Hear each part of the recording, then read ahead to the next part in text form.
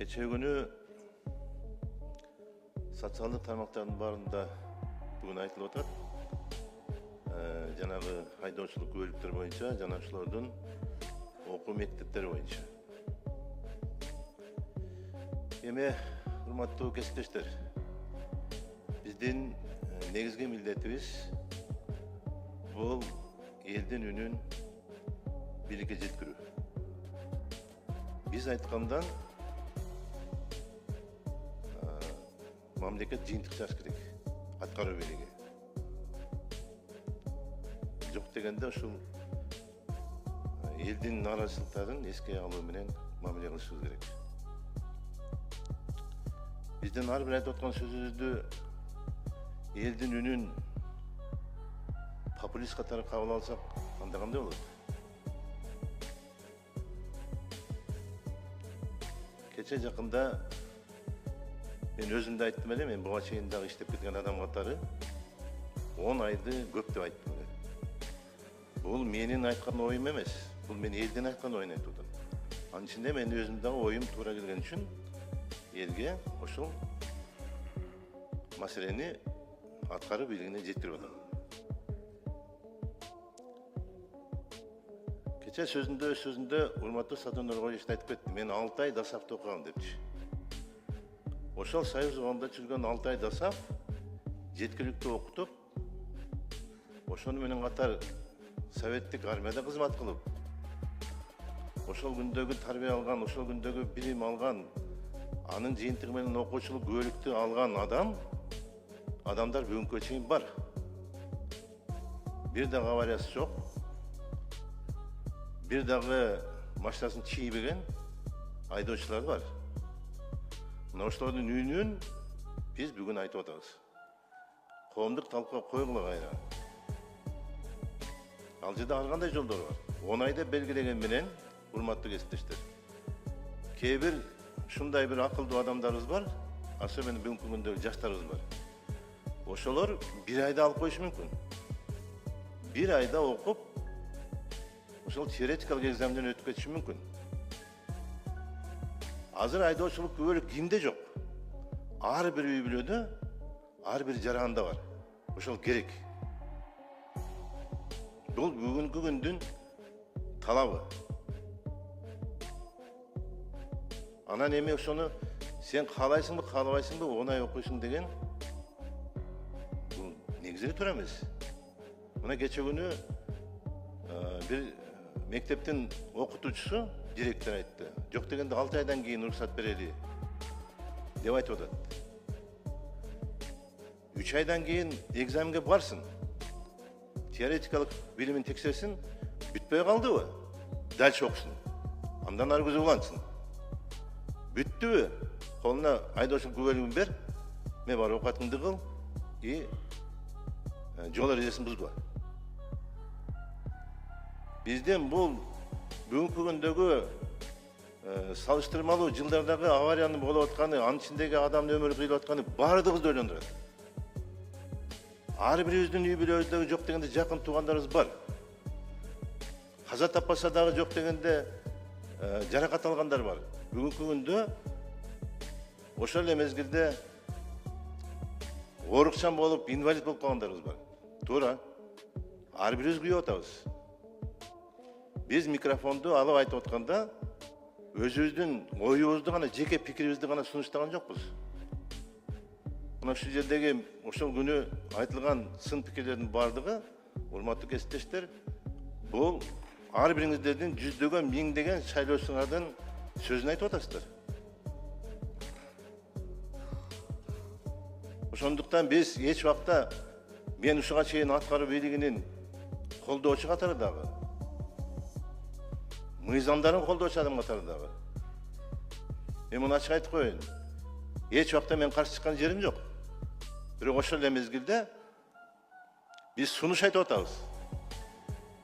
Керегем сага айтам, келиним сени уккулап атабыз. Элдин нааразычылыктан көбөйтпөгүлө. Азыр мына бүгүнкү күнгө чейинки кылынып аткан иштердин баардыгы мамлекетте өсүү болуп атат. Профит менен чыгып атабыз. Ички дүң продукциясы 1,5 триллиондан 2 триллионго чейин жетип атат. Бюджетибиз триллиондан ашты. Биз сүйүнүп атабыз буга. Бирок ушуну совет берип, өзүнүн акыл деңгээлин айтып, мындай кылбасак болбой калды деген сунуштап аткан адамдар бул маселени төрөмөсүн калп баратышат. Эгерде элдердин баардыгы ушул туура мамиле кылса, ким эле чыгат? Бул төрөмөс депчи. Биз өзүбүз чыгабыз могул жерден. Төрөмөс бул депчи. Сен айткаң төрөмөс деп. Но бирок аткаруу бийлигине дагы айта турган ким? Мына бизбиз. Ошону көңүлгө алып калгыла, көңүлчөнү чыгарбагыла депчи.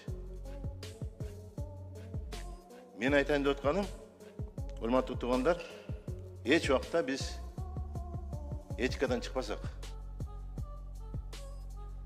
Мен бир да жол депутаттын сөзүн айтканын уккан жокмун. Ушул жерде отурган 87 депутаттын бирөөсү дагы бийлик аткаруучулар акмаксыңар деп айткан жокпуз. Силер элди ойлобогон бийлик болдуңар деп айткан жокпуз. Да, иштеген жерде кемчилик болот, болбой койбойт.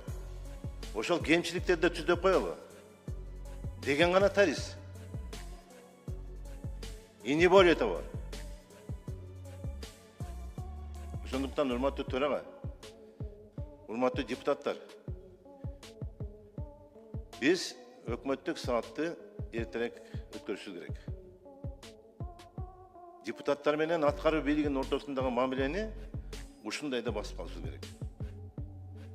Мына кечээкүнкү комитеттерди көрүп атасыздар. Депутаттардын айткан сындарын көрүп атасыздар. Ушуну чечип албасак болбойт. Бул күндөн күнгө дагы өрчүй бериши мүмкүн.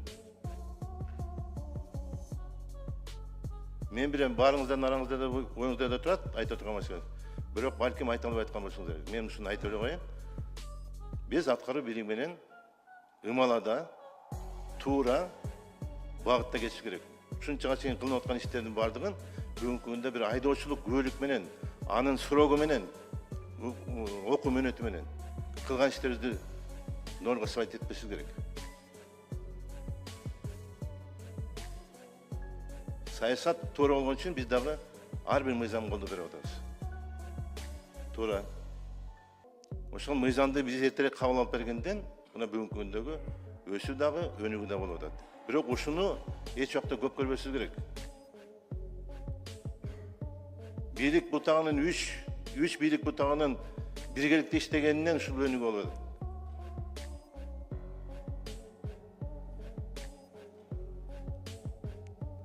Кечээкүнкү аудиториядагы отурган 25-30 чакты бир курсант отурат. Конечно, алар дагы айта албайт да оюн.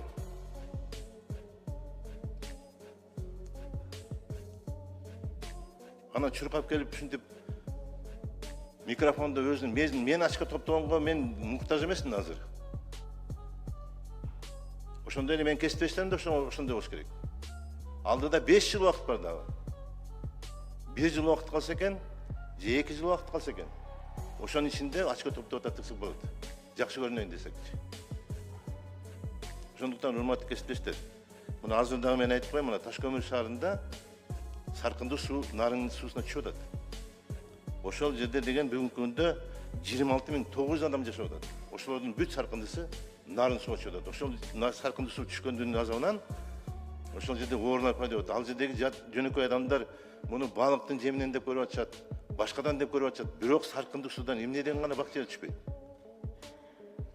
Мына муну дагы айтсаңыз популист дебесин. Бул дагы элдин үнү, менин үнүм эмес. Мен ошол элдин арасына шайланып келген үчүн ушу биздин айткан үндү жеткизесиңер деген үчүн айтып атам. Мен ошол сөз берип келгем. 5 жыл бою мен силерге кызмат кылам деп. Болгону бир ручкаңардын чийини менен мени 5 жылдык өмүрүмдү силерге кызмат кылууга муктаж кылып атасыңар. Мен ошону аткарам деп келгем. Урматтуу кесиптештер, мен ойлойм баарыбыз туура жыйынтык чыгарабыз деп, бунун ичинде аткаруу бийлиги да бар. Туура жыйынтык чыгарып, ошого туура мамиле кылабыз деп. Рахмат көңүлүңөргө. Рахмат. Урматтуу депутаттар, урматтуу кыргыз эли, бийлик бутактардын ортосунда сөзсүз сый болуш керек. Сыйга сый, сыраяка бал дейт.